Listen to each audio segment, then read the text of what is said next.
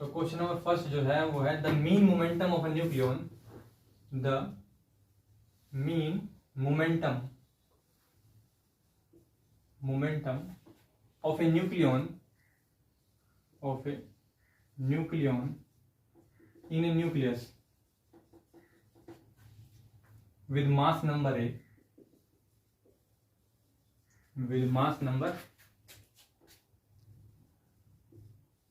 A, capital A, varies as, option दे रखे हैं। ऑप्शन नंबर ए है आपका ए से वेरी करेगा, नंबर बी ए स्क्वायर से, नंबर सी ए की पावर माइनस के 2/3 से, और एक ऑप्शन डी है ए की पावर माइनस के 1/3 से। तो ये क्वेश्चन है आपका गेट 2000 का, गेट 2000 का क्वेश्चन है, और ये अभी भी आया था बार्क में आया था शायद, ठीक है, पता नहीं बार्क में देखा था मैंने, बार्क में जाना गेट में आया था, लेकिन ये आया है क्वेश्चन। तो बहुत ही इजी क्वेश्चन है, इसके लिए आपको रिलेशन बताना चाहिए, R square R naught into A की पावर 1/3। पूछा क्या है वो देखना है, मतलब पूछा गया the mean momentum of the nucleons in the nucleus with the mass number A varies as. तो सबसे पहली बात, ये जो रिलेशन आपको 2/3 1/3 ए की पावर में अगर आपको दिखे तो कहीं ना कहीं आपको रिलेट करने की कोशिश करनी है कि वो उसी रिलेशन से आया हुआ। We know the Heisenberg uncertainty principle, solution देखेंगे इसका solution. We know the Heisenberg uncertainty principal.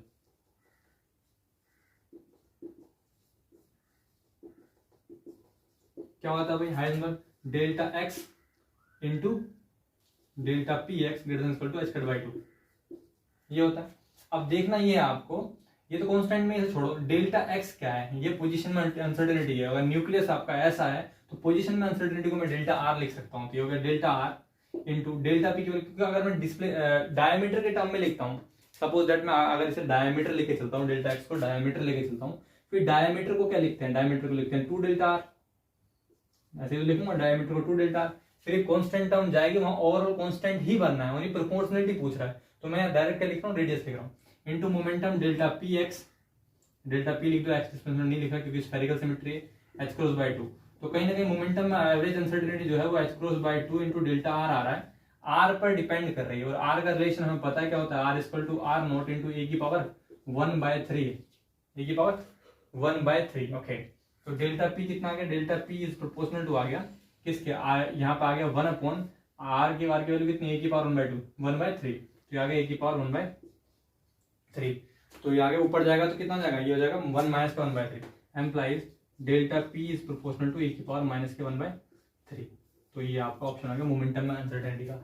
अगर काइनेटिक एनर्जी में अनसर्टेनिटी पूछता है तो p²/2m से निकालेंगे तो ए की पावर माइनस 2/3 आ जाएगा। मास नंबर से रिलेशन कभी भी एनर्जी का, मोमेंटम या एंगुलर मोमेंटम का किसी का भी पूछा जाता है तो आपको जस्ट इस इक्वेशन का और हाइजेनबर्ग अनसर्टेनिटी प्रिंसिपल का यूज करके इस ऑप्शन को मैच करवाने की कोशिश करना है, क्योंकि आपको एग्जैक्ट कैलकुलेशन नहीं पूछी कितनी एनर्जी आएगी, दैट्स व्हाई हमें यहाँ पे कांस्टेंट पर ज्यादा ध्यान नहीं देना है कि h×2 आएगा या h× आएगा, कौन सी लिमिट है, एटॉमिक रेंज में या न्यूक्लियर रेंज में, इतना ज्यादा नहीं सोचना, जस्ट आपको रिलेशन बताना, ठीक है। ये गेट 2000 क्वेश्चन था, लगभग 2 नंबर का ही क्वेश्चन था, ठीक। तो अगले क्वेश्चन की तरफ चलते हैं, ये मिटा देता हूं मैं, नोट कर लीजिएगा। क्वेश्चन करवाने का एकमात्र मकसद ये था, वैसे तो क्वेश्चन इजी है न्यूक्लियर फिजिक्स में, क्वेश्चन करने का मकसद ये था कि जो लोग अभी नए प्राणी हैं, पहली बार न्यूक्लियर फिजिक्स को पढ़ रहे हैं पहली बार, उनके लिए बहुत जरूरी है कि वो छोटे छोटे फॉर्मूला को भी यूज करना सीख लें, क्योंकि फॉर्मूला याद करना पहला स्टेप है और दूसरा स्टेप उसे यूटिलाइज करना है। दूसरा क्वेश्चन देखते हैं। दूसरा क्वेश्चन जो है हमारा बाइंडिंग एनर्जी से रिलेटेड है, तो मैंने आपको बताया किस तरीके से r = r0 a की पावर 1/3 को यूज किया सकता है दूसरे व्यू में भी। एक क्वेश्चन और है बाइंडिंग एनर्जी और आर रिलेशन का ही, मैं वो करा देता हूं इसके साथ ही। ये क्वेश्चन है आपका, ओके, 5th क्वेश्चन है, क्वेश्चन सेकंड मानते हैं हमारा, तो सेकंड वो देखा, the stable nucleus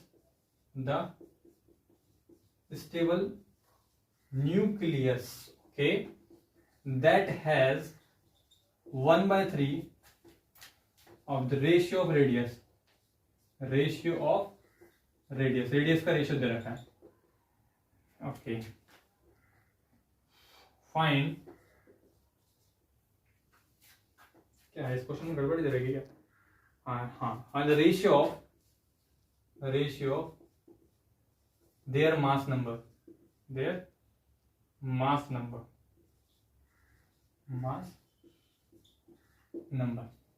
if one nucleus is 189 osmium, then mass number of second nucleus। ये क्वेश्चन पूछा गया। ऐसे छोटे मोटे क्वेश्चन आते रहते हैं। आधी इंग्लिश में जो है अलग ही तरीके से दी हुई थी, कुछ कमी है प्रिंटिंग में, दैट्स व्हाई ये इंग्लिश तो मैंने अभी तक इंट्रोड्यूस कर दी, इसलिए अजीब लगी। The stable nucleus that has 1/3 of the ratio of the radium, the stable nucleus that has 1/3 of the ratio of radius, find the ratio of their mass number. तो रेशियो रेडियस का दे रखा, mass number का पूछा। तो solution बहुत ही simple सवाल है, कराने का एकमात्र अर्थ यही है कि हमें पता होना चाहिए क्वेश्चन कैसे करा जाता है, एक क्वेश्चन को कैसे यूज करते हैं। a⁻³ 1/3 ये कहां से आया, ये रिलेशन हमें पता है क्या होता है, r equal to r0 into a⁻1/3। ये तो कांस्टेंट होता है, तो डिवाइड करेंगे कट जाएगा, a1/a2 हो गया।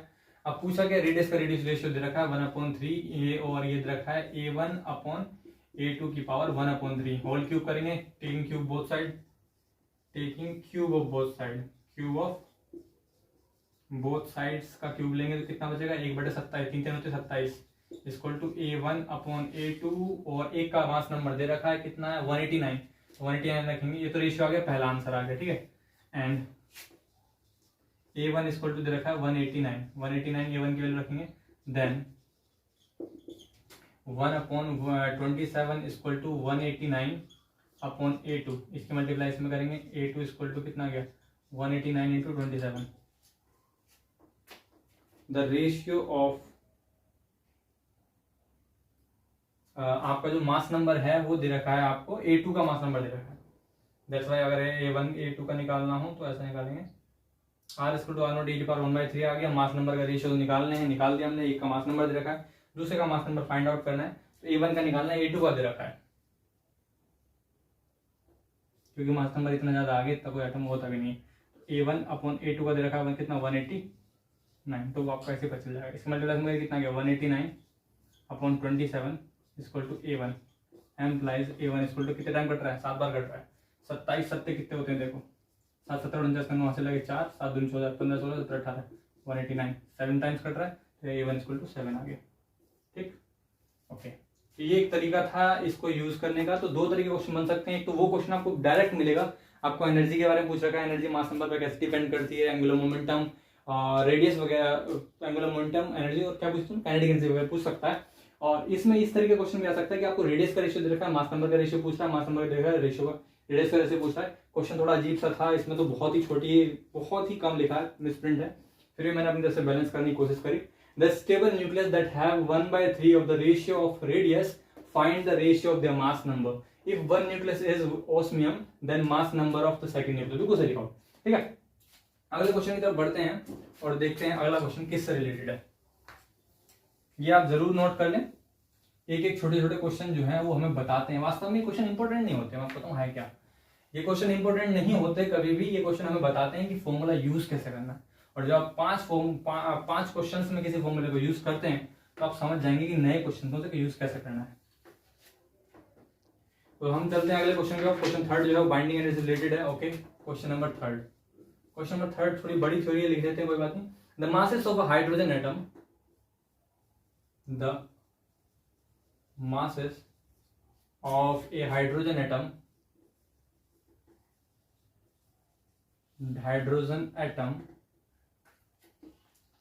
neutron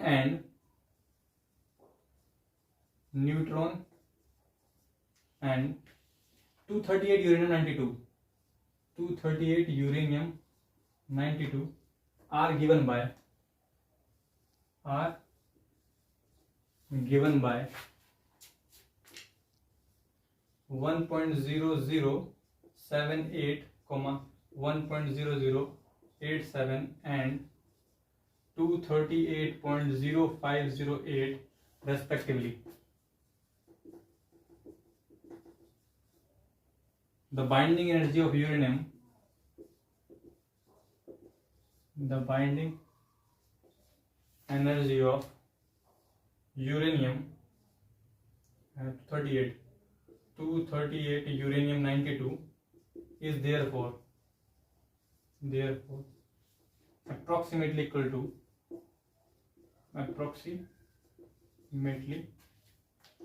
to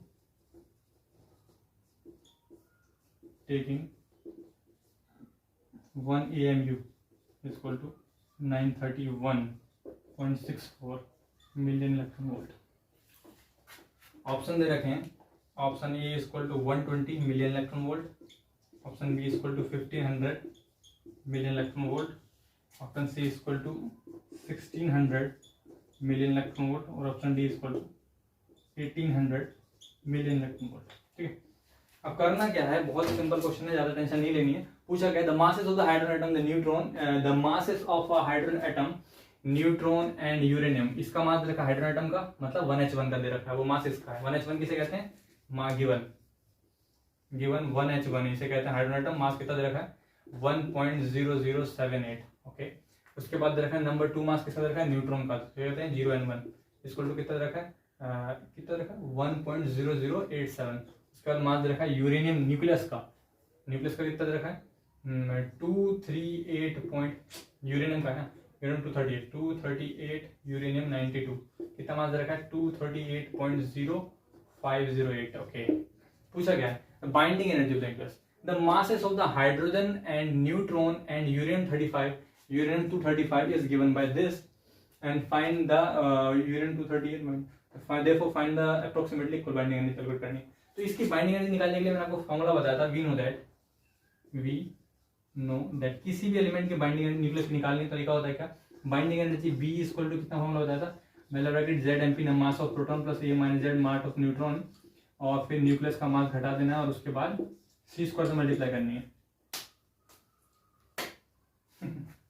C स्क्वायर से मल्टीप्लाई करनी है।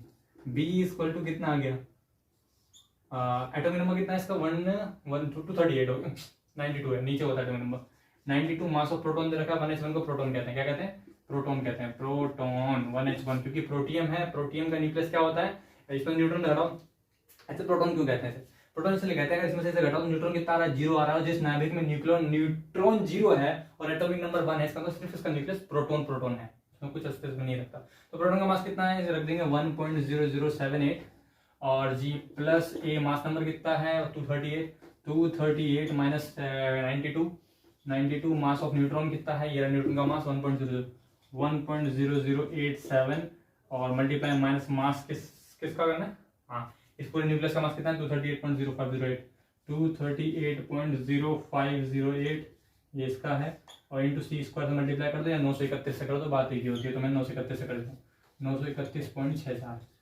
ठीक है, मिलियन इलेक्ट्रॉन वोल्ट। तो आप इसे सोल्व करेंगे, बाइंडिंग किससे सोल्व करना है, बाइंडिंग एनर्जी। कभी भी इनको सोल्व करने के लिए आप इस यंत्र का उपयोग करें, ये यंत्र बहुत ही बहुमूल्य यंत्र है और वास्तव में इसी प्रकार गणनाओं के लिए होता है, क्योंकि आप जब इसमें चलो मल्टीप्लाई, हाँ देखो जैसे मल्टीप्लाई, तो मल्टीप्लाई करने में टाइम लगाना, जस्ट आपको यूज करना है, जहां जहां मैंने ब्रैकेट यूज करें और आप क्लिक कर दे, आपका इसका आंसर देना। ठीक है, तो इसका आंसर मैं डायरेक्ट लिख दे रहा हूं, आप सोल्व कर लेना। सोल्व करेंगे तो इसका आंसर आपका आ जाएगा 1800 मिलियन इलेक्ट्रॉन वोल्ट। कितना जाएगा 1800 मिलियन इलेक्ट्रॉन वोल्ट। ठीक, ये आपका मैच कर जाएगा ऑप्शन ये वाला।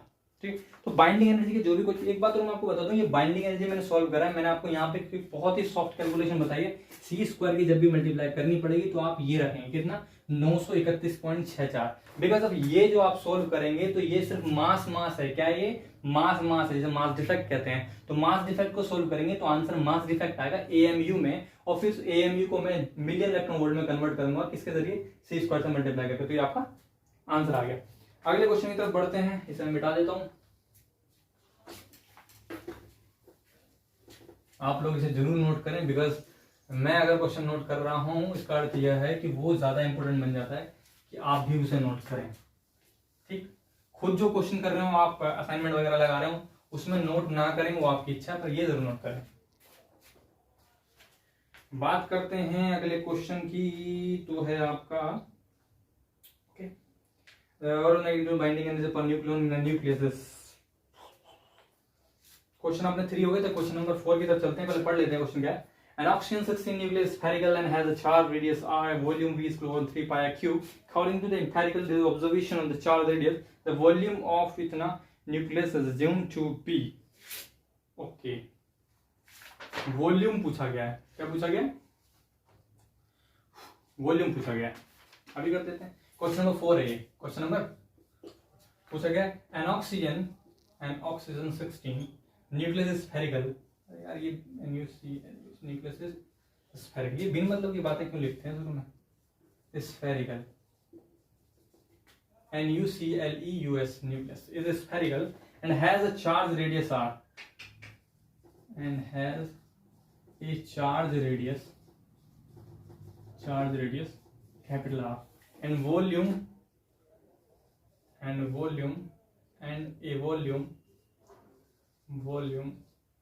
V is equal to 4/3 pi r cube। बहुत बढ़िया बात बता रहा है क्वेश्चन वाला। According to the empirical observation,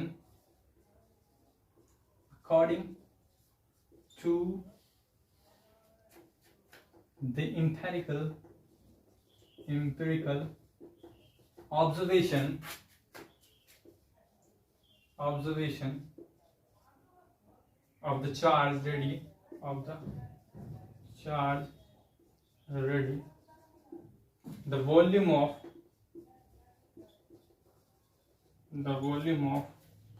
the element दे रखा है 54x128 nucleus assume to be spherical is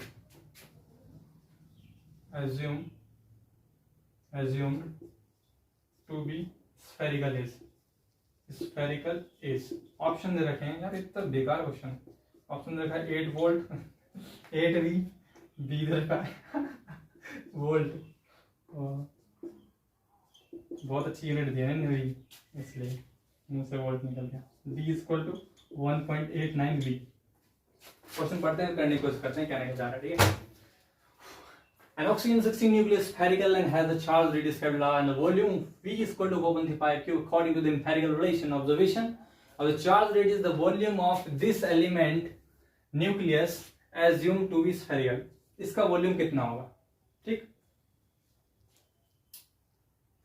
कहा गया है कि इसके वॉल्यूम को अगर V मान लिया जाए, तो इसका वॉल्यूम कितना होगा? सॉल्यूशन देखेंगे। सॉल्यूशन we know that हमें अच्छी तरीके से पता है कि वॉल्यूम जो है वो मास नंबर के प्रोपोर्शनल होता है, एम्प्लाइज V1/V2। जब मैंने प्रूफ करा था तो आपने शुरू में अगर थ्योरी पढ़ी होगी तो वहां मैंने बताया था। तो पहले का वॉल्यूम दे रखा है V माना है, दूसरे का V2 निकालना है। ठीक है, पहले का मास नंबर कितना है 16, ओके, दूसरे का मास नंबर कितना है 128, ओके। अब 16 का भाड़ा काट, आप काटना शुरू कर दो। 4 चौक 16, 4 3 12, 4 2 8, 4 8 32, कितना गया 1/8। 8 के मल्टीप्लाई करिए V में तो कितना गया 8V इक्वल टू V2 की करिए 1 में तो कितना गया V2 employees V2 equal to 8V। ये आपका आंसर आ गया। कौन सा ऑप्शन है ये? बहुत मैं बोला बहुत इजी क्वेश्चन आते हैं। आपको क्वेश्चन देखने को कहाँ मिलेंगे? पहले बात, जब आप जैम का नेट सोल्व करोगे, सबसे पहले मेरे को लगता है सबसे इजीएस्ट पोर्शन जो है नेट का वो जैम का वो नेट ही होता है। आप जैम के नेट वाले पोर्शन में जाएंगे तो आपको ये क्वेश्चन दबे हुए मिलेंगे, और घबरा इसलिए जाते हैं बच्चे क्योंकि उनका पहला टाइम बहुत खर्च हो चुका था सेक्शन ए में और सेक्शन बी में। तो तरीका ये होता है करने का, जब आप पेपर दे रहे हो तो सेक्शन ए करें, फिर सीधा सेक्शन बी में आए और सेक्शन बी का एक एक क्वेश्चन पढ़े। उसमें ज्यादा थ्योरी वाले ऐसे टुच्चे सवाल मौजूद होते हैं, बिल्कुल ज्यादा थ्योरी वाले ऐसे टुच्चे सवाल मौजूद होते हैं, बिल्कुल। तो ये जरूर करें। ठीक, मैं इसे मिटाता हूँ और अगले क्वेश्चन की ओर हम बढ़ते हैं, देखते हैं अगर क्वेश्चन होगा अदरवाइज हम थ्योरी पढ़ेंगे। ये नहीं है क्वेश्चन, इसमें है, ओके, पहले मिटाते हैं इसे।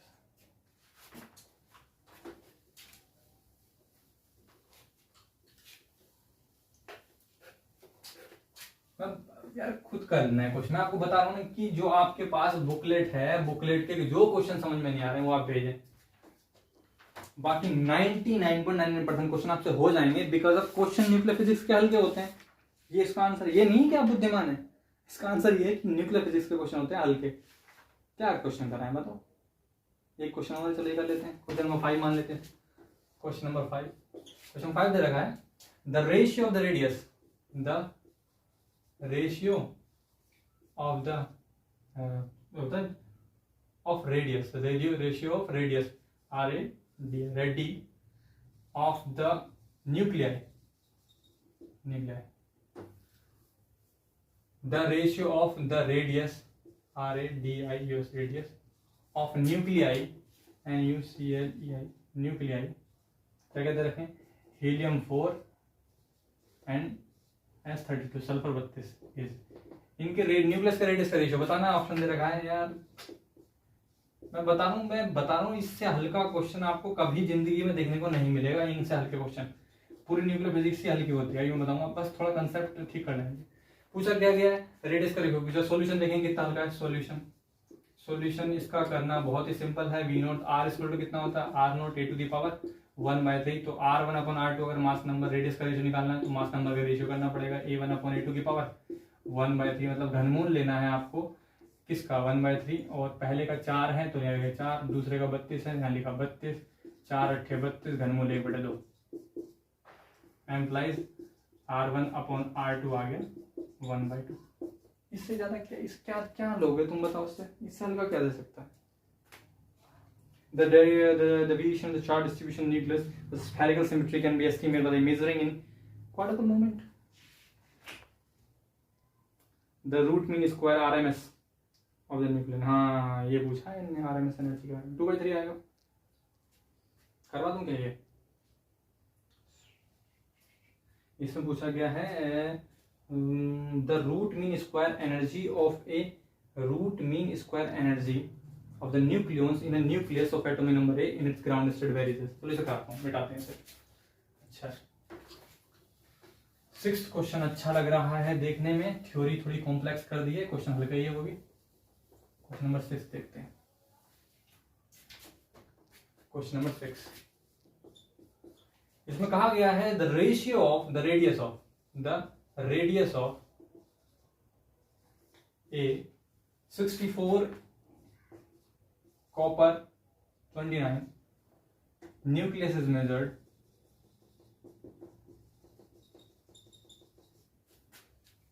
to be, let me check again, the radius of 29 Cu64 nucleus is measured to be 4.8 into 10 की पावर माइनस के 13 centimetre. The root mean square RMS energy of a nucleus of atomic number A in its ground state varies as। तो option number A दे रखा है a to the power 4/3, वही जो मैं आपको शुरू में बताता वैसे क्वेश्चन है। a to the power 1/3, c to the power a to the power minus के 1/3 और d to the power a to the power minus के 1/3। ओके स्टार्ट करते हैं भाई। देखो ये जो दे रखा है ये हमारे कुछ भी काम का नहीं है, काम का है ये द रूट मीन स्क्वायर। अच्छा जी, the root mean square energy. Root mean square energy किसे कहते हैं, पहली बात तो आपको ये पता होना चाहिए, ठीक। रूट मीन स्क्वायर एनर्जी कहते किसे हैं, मतलब एनर्जी का स्क्वायर करके उसका रूट लेना है, या स्क्वायर करके मीन, पहले स्क्वायर करके मीन लो और फिर रूट निकालो उसका। Root mean square energy, let me explain. आपके पास एनर्जी अगर देखें तो आपके पास काइनेटिक एनर्जी को एनर्जी कहते हैं P²/2m, ये काइनेटिक एनर्जी है। अगर मैं इसका रूट लूं तो आपको यहां दिखेगा ये कि रूट, अगर हम मोमेंटम का मीन लूं, अगर मैं मोमेंटम का मीन लूं तो मीन मोमेंटम के स्क्वायर का रूट है। ये क्या है, मीन मोमेंटम, जो मीन मोमेंटम है उसके स्क्वायर का रूट है। जब आप घटाएंगे तो आपका कहीं ना कहीं मोमेंटम ही आ जाएगा, √2m मोमेंटम ही आ रहा है अगर प्रोपोर्शनलिटी को देखें तो। सॉल्यूशन देखते हैं इसका। सॉल्यूशन हमारे सबसे पहले आपको बता दूं पूछा क्या गया, एक बार फिर समझ लेंगे। The root mean square of energy. अगर एनर्जी का आपको रूट मीन स्क्वायर निकालना है वो पूछा गया है, तो मैंने आपको कहीं ना कहीं ये समझाने की कोशिश करी कि अगर एनर्जी का रूट निकालेंगे तो मोमेंटम के स्क्वायर का रूट होगा, और आप अगर उसका सोल्व करेंगे तो स्क्वायर का रूट कटेगा और पी का एवरेज अर्थात मोमेंटम के एवरेज के प्रोपोर्शनल होगा। और we know the solution is, solution क्या कहता है, सॉल्यूशन कहता है हाइजेनबर्ग अल्टरनेटिव प्रिंसिपल लगाओ और वहां से मोमेंटम का रिलेशन निकालो, वो मोमेंटम का रिलेशन ही एनर्जी की इस जो क्वेश्चन पूछा उसके रिक्वायरमेंट हो गए, तो हम मोमेंटम के रिलेशन निकालेंगे, मोमेंटम के रिलेशन से एनर्जी निकालेंगे और एनर्जी इसका आंसर होगी। सॉल्यूशन देखेंगे, solution we know that Heisenberg uncertainty, Heisenberg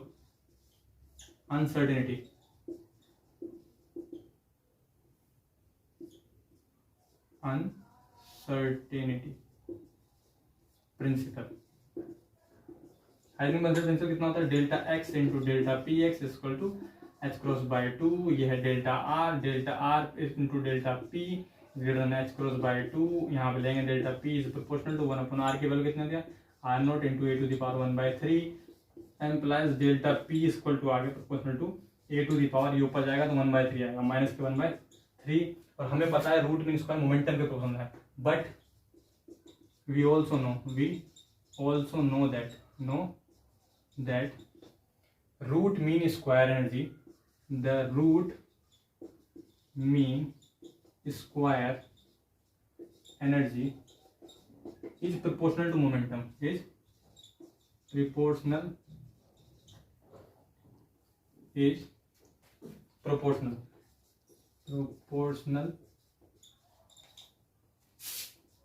to the average of momentum,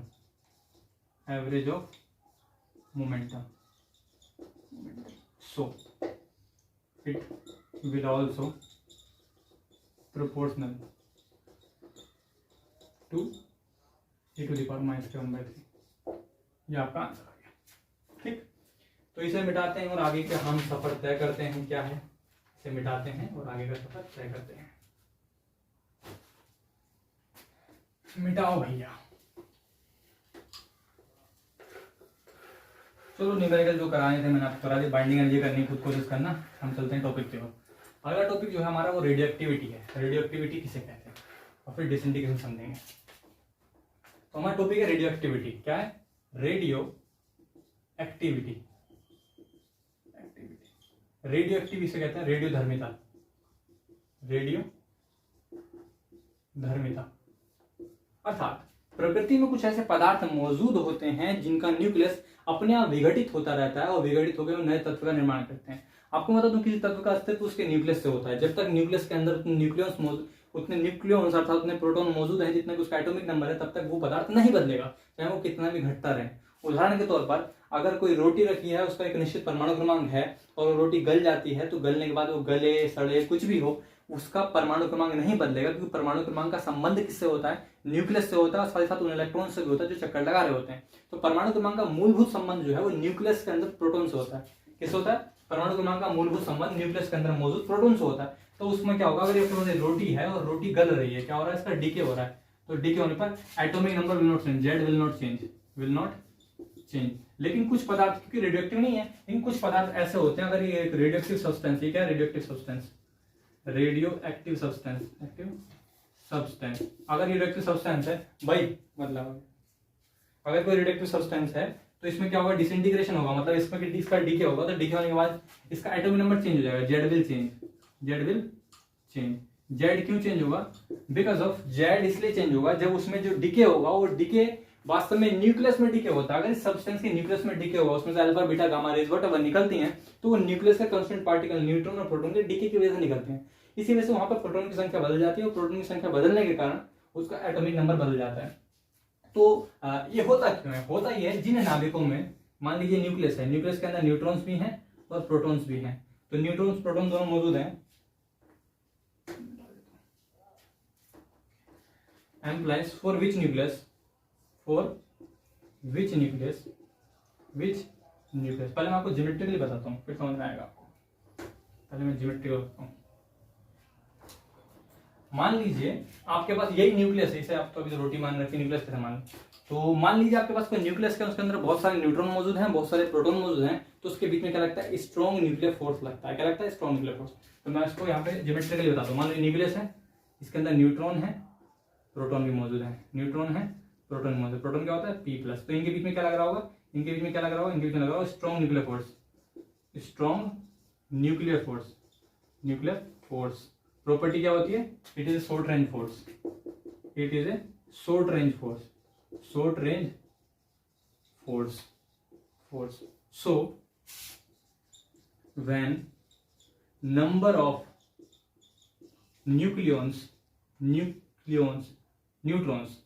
number of neutrons, neutrons is increases in the nucleus,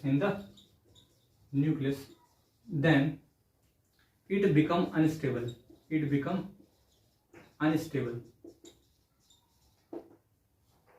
अगर नंबर ऑफ न्यूट्रॉन इंक्रीज हो जाए तो अनस्टेबल आता है। तो आगे की थ्योरी समझेंगे क्या है। अगर अनस्टेबल होगा, that's why to get the stability becomes unstable, that's why to get the stability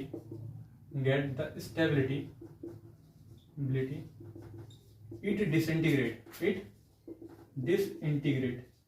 integrate माने बढ़ना होता है, डिसइंटीग्रेट माने घटना होता है, डीके होना होता है। मतलब किसी न्यूक्लियस से हमने कहा भाई क्यों टूट रहे हो, व्हाई द न्यूक्लियस डीके। अगर आपसे कोई क्वेश्चन पूछेगा तो आप बोलोगे when n/p ratio is greater than 1.5, अगर ये इससे ज्यादा हो, which implies that neutron are in excess।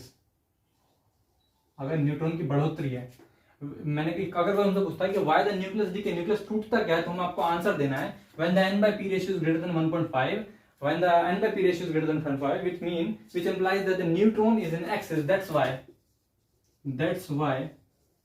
nucleus become unstable, ठीक। and to get the stability it decay, वो डीके हो जाता है। तो हमें ये पता चल गया कि न्यूक्लियस जो है वास्तव में स्टेबिलिटी अचीव करने के लिए डीके होता है। कोई भी चीज जो है वास्तव में स्टेबिलिटी के लिए ही वर्क करती है। मैं आपको बहुत सारे एग्जांपल दे सकता हूँ, जैसे कि मान लीजिए डस्टर है हमारा बड़ा बेकार सा, इसको मैं अगर यहाँ पे टांग दूं और मैं कहूं कि भाई यहाँ मैंने इसको इस तरीके से पकड़ के छोड़ दिया, मतलब मैंने इसको टांग दिया, छोड़ने वाली नीचे क्यों गिर रहा है? क्योंकि सब पता है कि मोस्ट स्टेबल स्टेट ये है मेरी, अच्छा स्टेबल स्टेट किसे कहते हैं? स्टेबल स्टेट वो कहते हैं इसमें उसकी पोटेंशियल एनर्जी जो हो वो मिनिमम पोटेंशियल एनर्जी स्टेट को हम कहते हैं स्टेबल स्टेट। फॉर एग्जांपल मैं ऐसे भी बता सकता हूँ, मान लीजिए डस्टर है, डस्टर ये, इसको मैं अगर ऐसे रखता हूँ तो आप देखेंगे ग्राउंड से इसकी हाइट ज्यादा है, और हाइट ज्यादा की वजह से mgh की वैल्यू जो होगी, h की वैल्यू ज्यादा होने की वजह से पोटेंशियल एनर्जी ज्यादा होगी। लेकिन अगर ये ऐसे गिर जाए तो ग्राउंड का जो सेंटर ऑफ ग्रेविटी है वहां से हाइट जो है कम हो जाएगी। जब हाइट कम होगी, h की वैल्यू कम होगी तो पोटेंशियल एनर्जी कम हो जाएगी। और लो पोटेंशियल एनर्जी स्टेट को ही कहा जाता है ग्राउंड, क्या कहता है, स्टेबल स्टेट कहा जाता है। तो हमेशा जो क्लासिकल फिजिक्स होता है या फिर क्वांटम फिजिक्स होता है उसमें सिस्टम्स जो होते हैं वो हमेशा स्टेबिलिटी अचीव करने की कोशिश करते हैं, पोटेंशियल एनर्जी को रिड्यूस करने की कोशिश करते हैं। तो यहाँ क्यों बता रहा था मैं स्टेबिलिटी के बारे में? हाँ, मैं यही बता रहा था कि न्यूक्लियस भी इसी प्रकार से स्टेबिलिटी अचीव करने के लिए क्या करता है, वो करता है रेडियोएक्टिव डिके होता है उसमें। और रेडियोएक्टिव डिके के कारण उसमें 3 प्रकार की रेज निकलती हैं, जिसे अल्फा बीटा गामा रेज कहते हैं। उन्हें अच्छे से समझेंगे हम। अल्फा बीटा गामा रेज क्या होते हैं, ये सारी चीजें आप नोट करेंगे बहुत ही अच्छी तरीके, ठीक है। सबसे पहले जो होता है, आपने नाम बहुत अच्छी सुना होगा, मैडम क्यूरी जी को 2 बार नोबेल प्राइज मिला है केमिस्ट्री में, फिजिक्स में भी। और ये जो रेडियोएक्टिविटी खोज है उसके लिए बहुत बढ़िया नोबेल प्राइज उन्हें मिला। समझते हैं रेडियोएक्टिविटी क्या है। मान लीजिए आपके पास कोई रेडियोएक्टिव मटेरियल है, ठीक है, उसमें से अल्फा बीटा गामा रे निकलनी है, तीनों अदृश्य हैं, हम उन्हें पहचान नहीं पा रहे भी कौन सी अल्फा कौन सी बीटा, मिक्स स्टेट में मिल रहे हैं, तो कैसे सेपरेट करेंगे? तो उन्होंने क्या करा कि आपने मैडम क्यूरी जी ने एक रेडियोएक्टिव मटेरियल लिया और रेडियोएक्टिव मटेरियल को उन्होंने इलेक्ट्रोड्स के बीच में लगा दिया। तो इलेक्ट्रोड के बीच में रखा तो उसमें से जब अल्फा बीटा गामा रे निकले तो ऑटोमेटिकली वो सेपरेट हो जाएंगे अगर वो इलेक्ट्रिकली चार्ज हुए। समझेंगे कैसे? पहले मान लीजिए आपके पास रेडियोएक्टिव मटेरियल इस कांच के डिब्बे में रखा है, ये आपका कोई कांच का डिब्बा है और इसके अंदर रेडियोएक्टिव मटेरियल रखा। कांच के डिब्बे में क्यों रखा? बिकॉज कांच इज अ स्टेबल एलिमेंट। इसके अंदर मैंने रेडियोएक्टिव मटेरियल रख दिया। ये क्या है? रेडियोएक्टिव मटेरियल, रेडियोएक्टिव मटेरियल रख दिया। तो यहां पर लगा दिया आपने कैथोड, मतलब नेगेटिव चार्ज, यहां लगा दिया एनोड, मतलब पॉजिटिव चार्ज। एनोड मतलब एनोड, कैथोड, एनोड, कैथोड। अब यहां से निकलेंगे alpha beta gamma rays. Alpha beta gamma rays निकलेंगे, सबसे पहले आप समझ जाओ कि अल्फा रे होता है पॉजिटिवली चार्ज, तो रेडियोएक्टिव मटेरियल से अल्फा रे निकलेंगे यहां पे।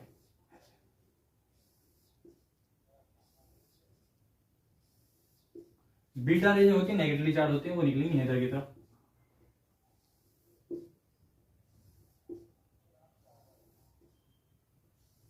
और गामा रे जो है न्यूट्रल होती है, सीधे निकल जाएंगे।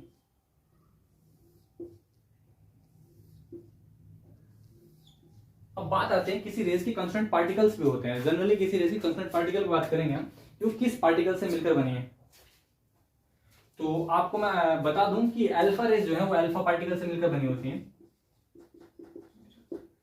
बीटा रे जो है ये बीटा रे है, बीटा रे, और ये अल्फा रे और ये गामा रे। बीटा रे जो होते हैं ये इलेक्ट्रॉन से मिलकर बने होते हैं, इलेक्ट्रॉन्स इन्हें कहते हैं -1 E0। बीटा रे किस तरह से इलेक्ट्रॉन से मिलकर बने, पर ये इलेक्ट्रॉन वो नहीं होते जो ऑर्बिट में चक्कर लगाते हैं। तो आप इस बात को समझेंगे कि बीटा रे की काइनेटिक एनर्जी ज्यादा होती है। आप कहीं ना कहीं देखें तो आपको चित्र में भी दिखने की कोशिश करेगा, रिप्रेजेंट करने की कोशिश करिए कि बीटा रे की काइनेटिक एनर्जी जो होती है वो ज्यादा होती है। अगर बीटा रे की काइनेटिक एनर्जी ज्यादा होती है और ये इलेक्ट्रॉन जो है न्यूक्लियस से आ रहे हैं, अगर इलेक्ट्रॉन न्यूक्लियस से आ रहे हैं तो कहीं ना कहीं क्या है कि न्यूक्लियस के कांस्टेंट पार्टिकल न्यूट्रॉन के डीके होने की वजह से बीटा पार्टिकल एमिट हुआ है। क्योंकि देखो न्यूट्रॉन क्या होता है, न्यूट्रल होता है। इसका मतलब अगर न्यूट्रल चीज में से दो नेगेटिव पॉजिटिव चीज निकाले, मतलब इलेक्ट्रॉन और पॉजिट्रॉन, तो उससे नेगेटिव पॉजिटिव चीज निकल सकती हैं। तो वही न्यूट्रॉन के न्यूक्लियस के अंदर प्रोटॉन, न्यूक्लियस के अंदर जो न्यूट्रॉन है उसके डीके होने की वजह से जो बीटा पार्टिकल निकलता है उसे बीटा पार्टिकल या बीटा इलेक्ट्रॉन भी कहते हैं। इसे बीटा इलेक्ट्रॉन भी कह देता हूँ, कभी इलेक्ट्रॉन का बीटा इलेक्ट्रॉन कहता हूँ, बीटा इलेक्ट्रॉन। क्या नाम लिखते हैं इसका? इसका नाम लिखते हैं बीटा इलेक्ट्रॉन, बीटा इलेक्ट्रॉन। ठीक, it is different electron, it is a different electron from, it is different electron from the electrons which revolves in k element cell। तो उनसे चक्कर लगा रहा था, उनसे डिफरेंट होता है। Alpha particle, it is the nucleus of helium, symbol is 2He4। alpha particle। gamma is, it is made by photon, it is made by neutral photon called gamma photon, ठीक। तो ये मैंने प्रॉपर्टीज लिख दी। अलग से भी इंटरेस्टिंग फैक्ट मैं इसका लिख देता हूँ, मिटा के। इसके बारे में एक इंटरेस्टिंग फैक्ट ये है कि जो न्यूक्लियर रिएक्शंस हैं, जो रेडियोएक्टिव डीके है, रेडियोएक्टिव डीके वास्तव में एक प्रकार की न्यूक्लियर रिएक्शन है। रेडियोएक्टिव डीके वास्तव में एक प्रकार की न्यूक्लियर रिएक्शन है। और न्यूक्लियर रिएक्शन में आपको कभी भी जो आप कोई भी फिजिकल फिनोमेना हो, पहले मिटाते हैं अच्छे से, स्टार पॉइंट लिखते हैं इसका। The rate of disintegration, rate of disintegration, disintegration decay को कहते हैं, किसे कहते हैं? Decay will not affected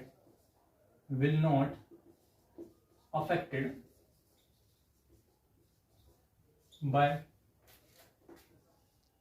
any physical effect like pressure, temperature,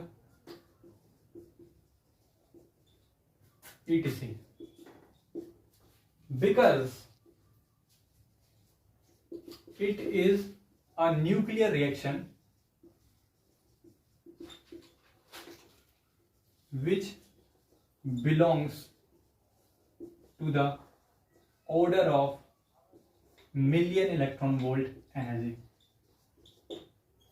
तो इसका आंसर मैंने आपको बताया कि कोई रेडियोएक्टिव मटेरियल अगर डीके हो रहा है, मान लीजिए आपको किसी ने गिफ्ट दिया और वो गिफ्ट रेडियोएक्टिव पदार्थ का मिलकर बना हुआ है, आप चाहते हैं उसका डीके ना हो, बहुत कीमती पदार्थ है आपके लिए और वो लगातार डीके हो रहा है, तो आप कोई भी भौतिक प्रकृति को, भौतिक पदार्थ जैसे प्रेशर मिलाकर या कोई केमिकल कंपाउंड मिलाकर, कई बार हम क्या करते हैं, जैसे आपने मिस्र की सभ्यता में पढ़ा होगा, सड़ी हुई जो लाश है वो ना सड़े इसके को मसाले लगाए जाते हैं ना, मसाले लगाते हैं और केमिकल्स मिलाते हैं कि लाश को जो है डीके ना हो, क्योंकि वो डीके जो है एटॉमिक स्केल पर होता है, इसलिए वो रुक जाता है। क्योंकि एटॉमिक स्केल के डीके को रोकने के लिए हमें million electron volt, just electron volt, few electron, few joule energy की रिक्वायरमेंट होती है। लेकिन अगर आपको प्रभावित करना है न्यूक्लियस अर्थात नाभिक की अभिक्रियाओं को, तो आपको नाभिक की अभिक्रिया की कोटि का एनर्जी का अरेंजमेंट करना पड़ेगा, जो कि असंभव है क्योंकि मिलियन इलेक्ट्रॉन वोल्ट है। ठीक है, ऐसी स्थिति में क्या होता है कि जो भी फिजिकल प्रेशर, केमिकल आप या टेम्परेचर या कुछ भी मिलाकर अगर आपको न्यूक्लियर किसी पदार्थ के रिलेटिव डीके को बचाना चाहते हैं, next to impossible because it is a nuclear reaction not a orbital atomic reaction. आपको ये साफ शब्दों में पता होना चाहिए कि एटॉमिक रिएक्शन में एटॉमिक इलेक्ट्रॉन रोल देते हैं और न्यूक्लियर रिएक्शन न्यूक्लियस के कांस्टेंट पार्टिकल, तो दोनों डिफरेंट है, मिक्स करने की कोशिश नहीं करेंगे। जबकि सिंबल एटॉमिक रिएक्शन जैसे ही दिखाई देते हैं, क्योंकि हमें एलिमेंट लिखना पड़ेगा, नाइट्रोजन नाइट्रोजन लिखेंगे, न्यूक्लियस लिखेंगे नाइट्रोजन नाइट्रोजन ही लिखेंगे। तो ये मैंने जो बताने की कोशिश करी, आई होप आपको समझ आ गई। इसके बाद अगला स्टेप जो है वो ये है, the rate of disintegration, the rate of disintegration of any radioactive nuclei is proportional to the number of atoms at the instant। ये 2 पॉइंट है। अगला हेडिंग है हमारा hashtag decay equation. Decay equation से पहले मैं आपको बताना चाहता हूँ डिस्प्लेसमेंट लॉ के बारे में। डिस्प्लेसमेंट लॉ क्या होता है और उसके 2-3 क्वेश्चंस में उससे रिलेटेड करवाता हूँ, डीके इक्वेशन से रिलेटेड। ठीक है, पहले से मिटाते हैं ये पॉइंट को, हम डिस्प्लेसमेंट लॉ के बारे में बात करते हैं। डिस्प्लेसमेंट लॉ क्या है, ठीक है, ये नोट कर लिया, मिटाता हूँ। डिस्प्लेसमेंट लॉ क्या है? Displacement law hashtag displacement law. Displacement law ये कहता है, पहला पॉइंट है, व्हेन, एक चीज मैं आपको बताऊं कि अल्फा पार्टिकल निकलेगा या बीटा पार्टिकल निकलेगा, ये बात डिपेंड करता है कि न्यूक्लियस में किस चीज की मात्रा अधिक है। Number of proton, number of neutron ज्यादा है, नंबर ऑफ प्रोटॉन ज्यादा तो खैर नहीं हो सकते, पर स्टेट क्या है, और गामा फोटोन जो है वो एनर्जी स्टेट को रिप्रेजेंट करता है। जब कभी अल्फा पार्टिकल निकलेगा, अल्फा पार्टिकल निकलने के बाद न्यूक्लियस एक्साइटेड स्टेट में जाता है और एक्साइटेड स्टेट से ग्राउंड स्टेट में आने के लिए वो गामा पार्टिकल रिलीज करता है। एक बार में एक पार्टिकल निकलता है, या अल्फा या बीटा, तो होने के बाद में गामा पार्टिकल रिलीज होगा, क्योंकि न्यूक्लियस एक्साइटेड स्टेट में होता है। कभी कभी ऐसा होता है गामा ट्रांजिशन ना हो, क्योंकि गामा रे ट्रांजिशन में कई बार ऐसा होता है कि जो न्यूक्लियस एक्सेस निकालने वाला होता है गामा फोटोन, वो नियर बाय इलेक्ट्रॉन के द्वारा, जो कि ऑर्बिट में चक्कर लगा रहा है, उन द्वारा अब्जॉर्ब कर लिया जाता है और वो अपने एक्साइटेड स्टेट में आते हैं, जिससे कि एटॉमिक ट्रांजिशन स्केल स्पेक्ट्रम प्राप्त होते हैं। कभी कभी ज्यादातर गामा पार्टिकल निकल जाता है। तो डिस्प्लेसमेंट लॉ क्या है? तो फर्स्ट लॉ ये है, when alpha particle emits from any nuclei, then the atomic number of the nuclei is reduced by 2 and mass number is reduced by 4। इस बात को आप समझने की कोशिश करेंगे। मान लीजिए आपके पास कोई एलिमेंट है और इसका एटॉमिक नंबर Z है, मास नंबर ऊपर लिखा हुआ है, इसमें से एक निकलता है अल्फा पार्टिकल। क्या निकलता है? अल्फा पार्टिकल, ऐसे लिखा हुआ है, और इसका मास नंबर क्या होगा ये पूछा गया। तो आपको पता होना चाहिए अल्फा पार्टिकल क्या कहते हैं, हीलियम के न्यूक्लियस कहते हैं। तो दोबारा लिख रहा हूँ मैं यहाँ पे ZA न्यूक्लियस ऐसे लिखा, वाई बना दिया, और ये काम करते हैं बता देता हूँ। अल्फा पार्टिकल किसे कहते हैं? अल्फा पार्टिकल कहते हैं हीलियम के न्यूक्लियस को, 2He4। तो बैलेंस करने के लिए क्या करेंगे कि ए ही आना चाहिए, ऊपर की चीजों को जोड़ो तो ए ही आना चाहिए। तो यहाँ लिखेंगे A-4, जोड़ के देखो, इसे जोड़ोगे तो शॉर्ट से कट गया, बैलेंस कितना A आ रहा है, A। नीचे भी क्या आना चाहिए, Z ही आना चाहिए, तो लिखेंगे Z-2 लिखना पड़ेगा। क्योंकि आप देखो जब भी कोई न्यूक्लियर रिएक्शन चलेगी, बहुत ईजी होती है, जब भी कोई न्यूक्लियर रिएक्शन चलेगी तो सबसे पहले आपको समझना है न्यूक्लियर रिएक्शन में कि ऊपर मास नंबर कंजर्व रहेगा और एटॉमिक नंबर कंजर्व रहेगा। न्यूक्लियर रिएक्शन के दौरान चेंज होता है, पर चेंज होने के बाद जो पार्टिकल बनते हैं, उनके जो पार्टिकल निकलता है उसके साथ उस नए वाले जो डॉटर न्यूक्लियाई है उसके साथ जो है टोटल कंजर्वेशन में रहता है। तो आपका ये ए था वो बन गया A से A-4 और Z से बन जाएगा Z-2। इसी चीज को मैंने यहाँ लिखा है, when alpha particle emits from the nucleus of the atomic number,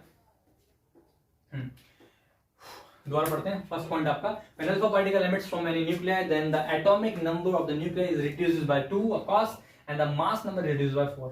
very good. इसको कहते हैं पेरेंट न्यूक्लियाई, इसे कहते हैं डॉटर न्यूक्लियाई। Daughter nuclei. ठीक है, डॉटर ही माना जाएगा, हम लोग सन नहीं मानेंगे, चाहे वो कैसा भी मटेरियल हो और रेडियोएक्टिव होने के बाद, डिके होने के बाद कुछ भी बनता हो। ठीक है, दूसरा पॉइंट देखते हैं इसका, when beta particle emits from any radioactive nuclei then its atomic number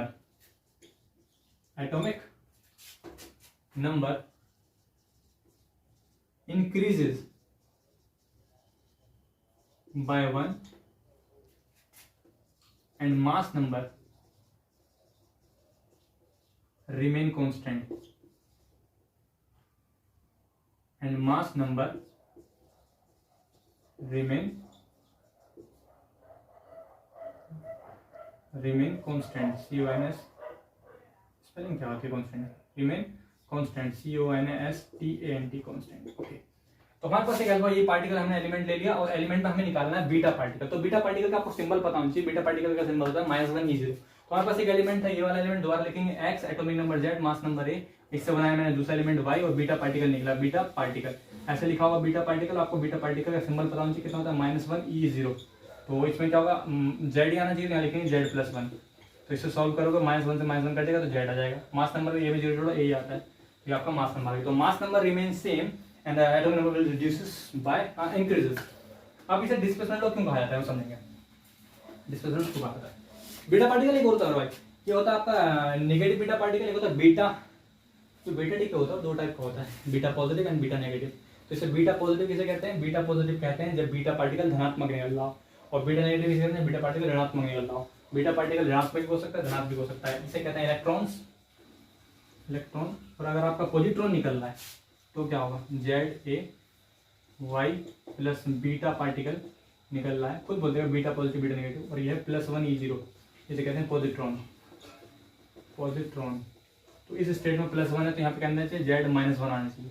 -1 आएगा तो देखो इससे एक से एक कैंसिल होगा, Z का Z बचेगा, एक से एक कैंसिल, अब सही पे एक से एक कैंसिल होगा, Z का Z बचेगा, और 0 A कांस्टेंट रहेगा। तो A है, यहाँ पे A है तो मास नंबर कंजर्वेशन लगाएंगे, यहाँ पे A है तो क्या होगा 0 + A, यहाँ पे A आएगा। तो ये है बीटा पार्टिकल एमिशन। हाँ, अब डिस्प्लेसमेंट लॉ क्या है, इसके क्यों कहते हैं समझेंगे, बहुत सिंपल शब्द है।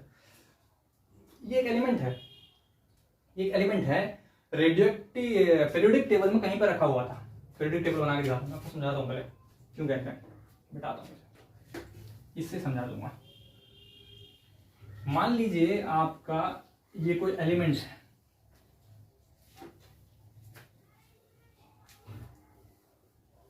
why it is called displacement law। एक तीसरा पॉइंट लिखता हूं, why it is called displacement law। अगर हमारे पास कोई पीरियोडिक टेबल है, पीरियोडिक टेबल देखो भाई, मुझे नहीं पता, केमिस्ट्री वालों को पता होता है क्या है, कुछ इस तरीके की होती है ना, बहुत दिन हो गए पीरियोडिक टेबल पढ़कर, लिमिटेड डिब्बे होते हैं, अंदाज मत बनाना। ये होता है आपका S ब्लॉक आई थिंक, और ये होता है आपका D ब्लॉक, और ये आपका होता है P ब्लॉक। ऐसा नहीं है कि बिल्कुल ना आता हो, आता है। जब 1s2 होता है तो 2 डिब्बे खींचेंगे, है ना, और 1s2 हो गया, 2 इलेक्ट्रॉन आ सकते हैं सोलर में, 1s2 2s2 2p6, 6 इलेक्ट्रॉन आ सकते हैं, 6 डिब्बे खींचेंगे, 3 और 3 6, D में 10 खींचेंगे, बस सिंपल है। देखो भाई ऐसा जोर लगाएंगे तो फिजिक्स वाले कुछ भी कर सकते हैं, ये तो मैंने देखा है। तो S ब्लॉक ये रहा, P ब्लॉक ये रहा, D ब्लॉक ये रहा, ठीक है। ये कोई एलिमेंट है जिसका एटॉमिक नंबर Z था, मान लो यहाँ मौजूद था, ठीक है, ये एलिमेंट जो है यहाँ मौजूद था यहाँ पर। तो मैंने क्या देखा कि यार ये तो रेडियोएक्टिव है, इसमें तो न्यूक्लियर एक्सेस मतलब न्यूट्रॉन की अधिकता है। जब न्यूट्रॉन की अधिकता होती है, ऐसे एक बात तो मैं आपको बता दूं न्यूट्रॉन की अधिकता कैसे होती है। मान लीजिए आपके पास कोई सब्सटेंस है जो कि रेडियोएक्टिविटी की लिमिट के पास में है, जैसे मान लीजिए आप जो पावर प्लांट जैसे बार्क है हमारा भाभा एटॉमिक रिसर्च सेंटर, तो वहाँ क्या होता है कि कुछ आर्टिफिशियल रेडियोएक्टिव मटेरियल बनाए जाते हैं। आर्टिफिशियल रेडियोएक्टिव मटेरियल का मतलब होता है कि जो मटेरियल रेडियोएक्टिव मटेरियल के आसपास होंगे उन पर हम बाहर से न्यूट्रॉन्स डालकर न्यूट्रॉन के एक्सेस करेंगे, क्योंकि न्यूट्रॉन जो है वो इंटरेक्ट नहीं करते इलेक्ट्रॉन से। जब बाहर से एटम के अंदर न्यूट्रॉन की बमबारी कराई जाएगी तो न्यूट्रॉन की बमबारी करने पे क्या होगा, वो इलेक्ट्रॉन से इंटरेक्ट थोड़ी करेंगे, तो न्यूट्रल है तो वो न्यूक्लियस से इंटरेक्ट करेंगे, नंबर ऑफ न्यूट्रॉन बढ़ जाने के कारण रेडियोएक्टिविटी क्या करेगा, रेडियोएक्टिव एनर्जी निकलती है, उस एनर्जी को इलेक्ट्रिकल एनर्जी में कन्वर्ट करके यूटिलाइज किया जाता है, that's called atomic energy conservation conversion. तो अब क्या करना है कि हाँ, अब वो रेडियोएक्टिव सब्सटेंस जो यहाँ पे रखा हुआ है उससे हमने कहा भाई तुम तो रेडियोएक्टिव मटेरियल हो, तुम तो अल्फा बीटा गामा पार्टिकल निकाल सकते हो, तुम कौन सा पार्टिकल निकालना चाह रहे हो। बोले अगर मुझसे अल्फा पार्टिकल निकला तो रिएक्शन कुछ ऐसे होगी, मैं एटॉमिक नंबर 2 कम हो जाएगा, मैं 2 कदम पीछे पहुंच जाऊंगा, यहाँ पहुंच जाऊंगा। अगर अल्फा पार्टिकल निकला तो यहाँ पहुंचूंगा, नंबर 1। अगर मुझसे बीटा पार्टिकल निकला, बीटा -1 E0, तो -1 तो कितना होता है Z+1, एटॉमिक नंबर बढ़ेगा, मैं यहाँ आ जाऊंगा। तो इसका मतलब ये होता है जब किसी सब्सटेंस से अल्फा या बीटा, अगर बीटा माइनस निकला तो बीटा माइनस क्या होता है +1, बीटा प्लस निकला +1 E0, तो यहाँ पे जाएगा Z-1, क्योंकि -1 से +1 घटाना चाहिए तो Z आएगा Z। तो इसका मतलब क्या हो गया, अगर ये निकला तो प्लस Z-1 होगा, देखो ना सही तो बोल रहा हूँ मैं। अगर आपका बीटा पॉजिटिव पार्टिकल निकला तो +1 E0 है, तो यहाँ पर जो y पार्टिकल बनता है उसका Z-1 रहना चाहिए, कितना चाहिए Z, और ये +1 तो ये -1 चाहिए, इससे कटेगा तो Z बचेगा, बिल्कुल सही, Z-1 हो जाएगा, मतलब ये यहाँ पे गिरेगा 3 सेकंड है। तो हमने देखा कि सब्सटेंस जो है आपका, जो सब्सटेंस है जो कि पीरियोडिक टेबल में जो एलिमेंट है वो पीरियोडिक टेबल में कहीं रखा होगा, और पीरियोडिक टेबल में कहीं रखा होगा, रेडियोएक्टिव मटेरियल होने की वजह से वो होगा डिके, और डिके होने की वजह से क्या होगा, उसका एटॉमिक नंबर या तो बढ़ेगा या घटेगा, मास नंबर कांस्टेंट भी रह सकता है किसी किसी स्टेट में। तो अल्फा पार्टिकल निकलने पर वो 2 कदम पीछे आता है पीरियोडिक टेबल में, और बीटा पार्टिकल निकल रहा है तो 1 कदम आगे जाएगा, 2 कदम आगे जाएगा, 1 कदम पीछे जाएगा, depend over the positive beta particle निकल रहा है, नेगेटिव बीटा पार्टिकल निकल रहा है। तो कुल मिलाकर हमने देखा कि रेडियोएक्टिव डिके के कारण जो सब्सटेंस है, जो एलिमेंट है, वो पीरियोडिक टेबल में डिस्प्लेस हो रहा है आगे या पीछे, that's why this called displacement law, इसी वजह से डिस्प्लेसमेंट लॉ आया था कि डिस्प्लेस हो रहा है। ठीक है, अब बात करते हैं कि एक्टिविटी का जो ग्राफ होगा वो टाइम के साथ कैसा होता है, एक्टिविटी का ग्राफ। एक चीज और मैं बताना चाहता हूं आपको रेडियोएक्टिव डिके का, इस पर बेस्ड क्वेश्चन करते हैं ना, तब ज्यादा मजा आएगा। इसे मिटाते हैं, इस पर बेस्ड क्वेश्चन करते हैं, इस पर बेस्ड क्वेश्चन करते हैं, तब ज्यादा मजा आएगा। ओके, हाँ, इसे मिटाते हैं, क्वेश्चन करते हैं। क्वेश्चन ढूंढने पड़ेंगे भाई, क्योंकि पहले इरादे नहीं होते, बाद में पढ़ाते पढ़ाते इरादे बन जाते हैं। करवा देते हैं क्वेश्चन, अब पता नहीं कब मिलेगा, मिल जा भाई, मिलेगा कि नहीं मिलेगा।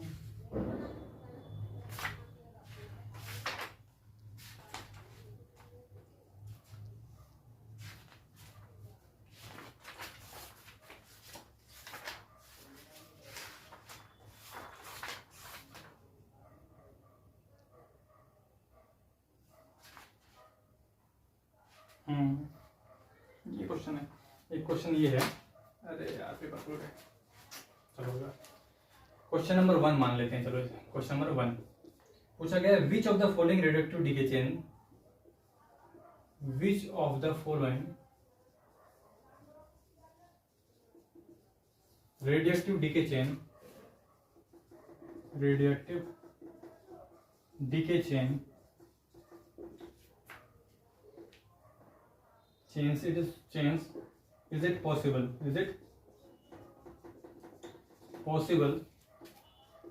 to observe, question mark. तो पहला ऑप्शन जो है वो आपका है PB 82206 टेंस टू 80 Hg 202, उसके बाद है आपका 79 AU 202, ये पहली इक्वेशन है।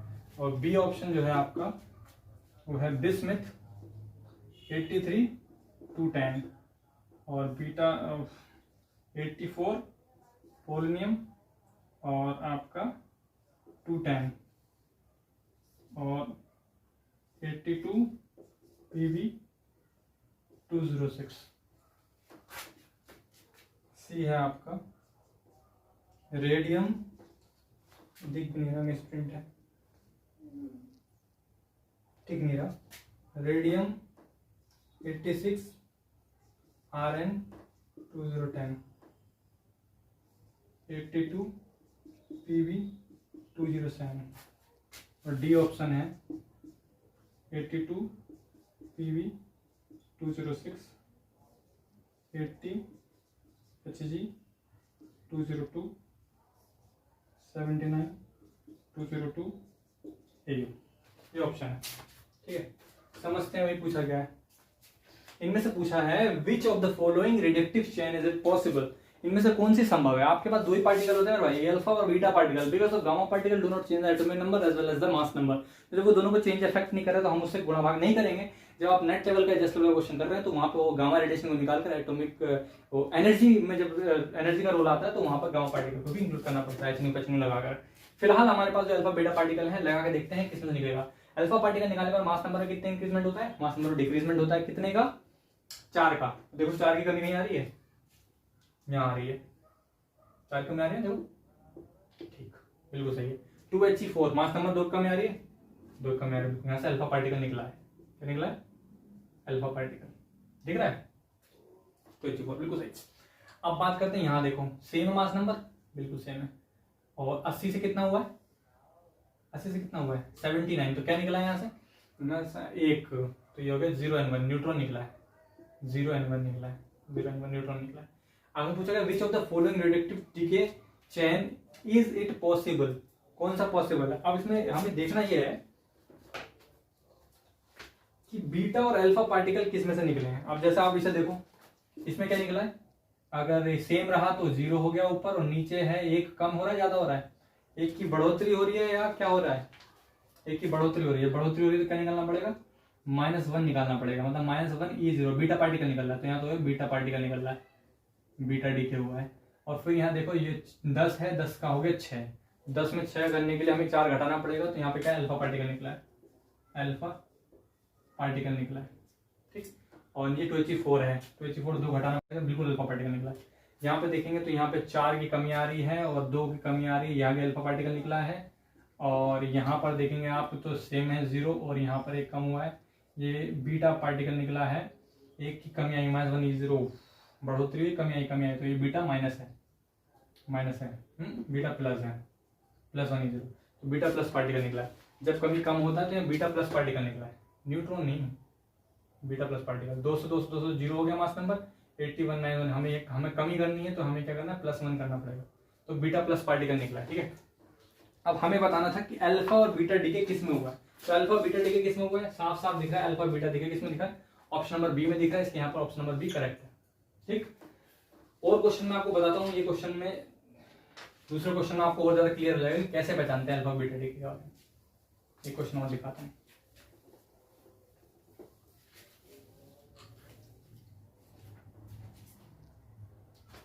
ये स्पाइरल निकल गया इसका, इसको ठीक कर देते हैं। अरे पूरा खराब हो गया, ये बाद में ठीक होगा, इसके पेपर निकल चुके हैं, अब ये होगा बाद में ठीक, हो सकता है ठीक हो जाए। तो ट्राई इस तरीके से है, ये हो जाएगा ठीक। तो हम लोगों को करना क्या है? न्यूक्लियर फिजिक्स तो आपकी 2-3 लेक्चर में कंप्लीट हो जाएगी, उसमें कोई बहुत बड़ी बात नहीं है। मेन फैक्टर जो मैं आपको शुरू से बताता हुआ आया हूँ वो यही है, क्वेश्चन ज्यादा से ज्यादा लगाओ, खाली टाइम बिल्कुल नहीं है, जितना समय बचता है उसमें रिवीजन करो, कोई टेस्ट रिजॉइन कर लो, उसे सोल्व करो। खाली टाइम तो है ही नहीं, मतलब नहीं बनता खाली टाइम का, ठीक है। खाली टाइम का तो मतलब ही नहीं बनता। मैंने बस जुगाड़ कर रखा है इस पेपरों का, ओके। हमारे डायरेक्टर साहब पता नहीं कहाँ चले गए। ओह शिट, आज करा जरूर जाएगा।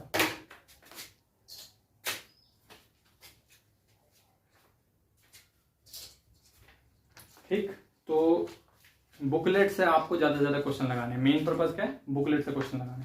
जितने ज्यादा आप क्वेश्चन लगाएंगे उतनी ज्यादा आपकी प्रोबेबिलिटी बन जाएगी एग्जाम को सॉल्व करने की।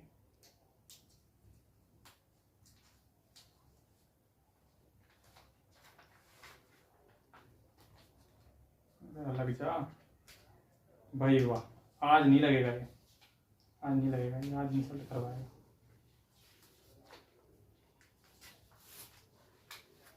इसको आज यहीं लगाना है मुझे, चाहे कुछ भी हो जाए। निकला कैसे ये?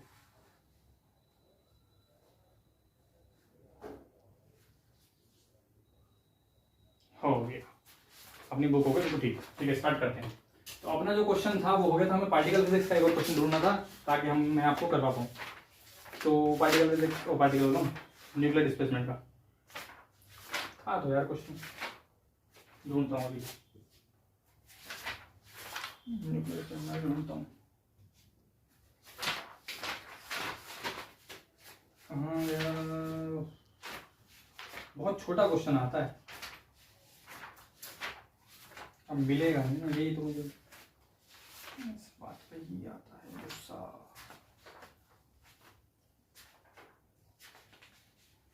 डिस्प्लेसमेंट लोगे बाद ही होंगे क्वेश्चन, जस्ट बाद। तो हम मान लेते हैं क्वेश्चन जो है यहाँ है, सिलेक्शन रूल, लिस्ट कॉलम, ये सब आएगा। सिलेक्शन रूल मिल नहीं रहे भाई क्वेश्चन, लग रहा तुम्हें क्वेश्चन डायरेक्ट वहीं मिलेंगे।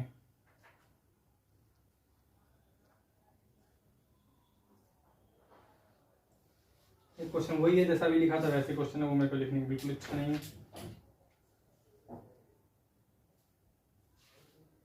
नहीं मिल रहा यार, आप लोग खुद कर लेंगे। बहुत हल्के हल्के क्वेश्चन है, इसे तो following phenomena experimental quantum mechanical tunneling through barrier beta particle लिए, बहुत हल्का है। तो हम लोग इतना टाइम वेस्ट नहीं करें, आप लोग खुद देखेंगे और मैं बात करता हूँ। एक क्वेश्चन है, इस पर बात करें, बात करेंगे न्यूक्लियर डीके की बात करते हैं, ठीक है।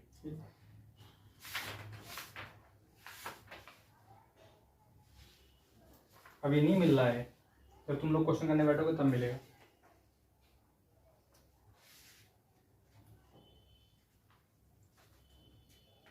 चलो नेचुरल सीरीज के बारे में बताता हूँ मैं, ठीक। हैशटैग नेचुरल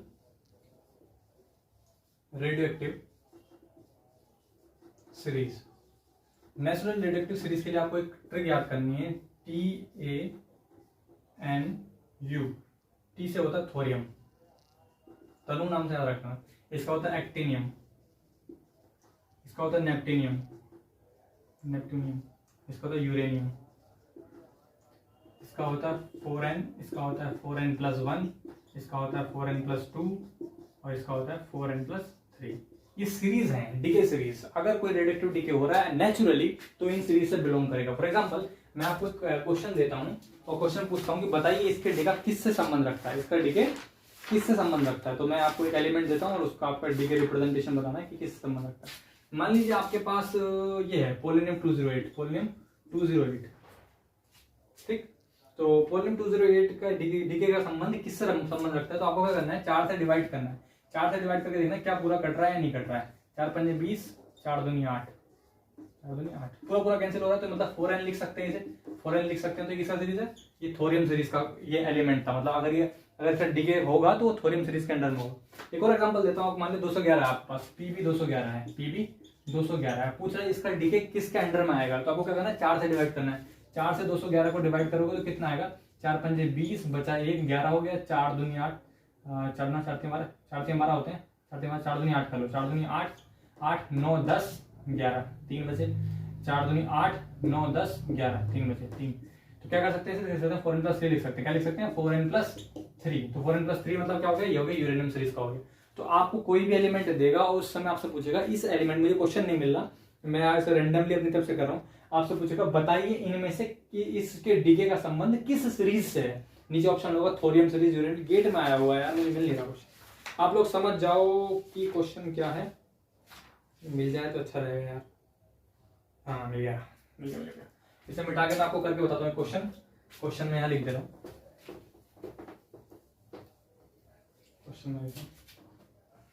क्वेश्चन है आपका, क्वेश्चन नंबर 2 मान लेते हैं इसे। और क्वेश्चन में पहले पढ़ के बताता हूँ क्या है। क्वेश्चन में कह रहा है which one of the following disintegration series, get 2006 में आया हुआ है, of a heavy element will be give 209 bismuth as a nucleus. तो मैं से लिख देता हूँ पूरा। क्वेश्चन नंबर 2 है आपका, question number 2, which one of the following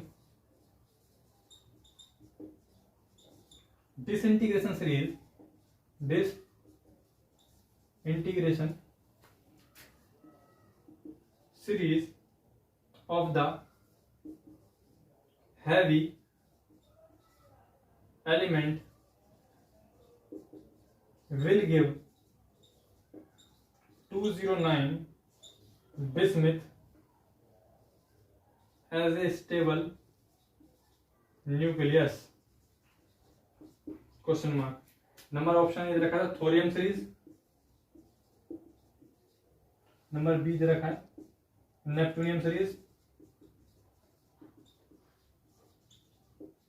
number C इधर रखा है यूरेनियम सीरीज, नंबर डी इधर रखा है एक्टोनियम सीरीज।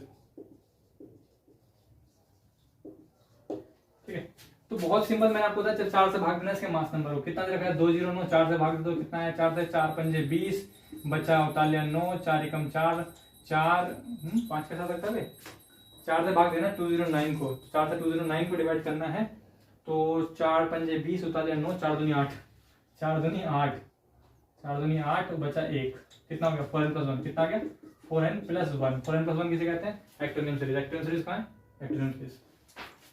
तो आपके ऐसे क्वेश्चन में कुछ भी आ सकता है, तो यहाँ जो जो चीजें आ सकती हैं मैं खुद कर लेना। क्वेश्चन आपको कुछ भी मिला, आपको ना 4 से डिवाइड करना है, 4 से डिवाइड करने के बाद शेषफल जो आएगा उसके आधार पर आप बता सकते हैं। और अगर वो याद नहीं रहता तो उसको मैंने आपको ट्रिक बताइए, TANU तनु याद रखेंगे, T से थोरियम, A से एक्टिनियम, N से नेपट्यूनियम और U से यूरेनियम सीरीज होता है। ये क्वेश्चन बार्क में आ चुका है, गेट में, ये गेट का क्वेश्चन था। क्वेश्चन में ये क्वेश्चन था आपका नेपट्यूनियम सीरीज, गेट 2006 का क्वेश्चन था। कहाँ का था गेट 2006। तो क्योंकि BSc वालों ने अब गेट भर दिया है तो उनके हिसाब से क्वेश्चन कराने पड़ रहे हैं। ठीक है, इसे मिटाता हूँ, हम आगे चलते हैं क्वेश्चन को लेके। समझ जाना भाई, वाला क्वेश्चन मत छोड़ना भाई, आप यो और क्वेश्चन छोड़ दिया तो हम अब डीके क्वेश्चन की बात करते हैं। डीके क्वेश्चन क्या होती है, अर्थात 6 समीकरण क्या होती है।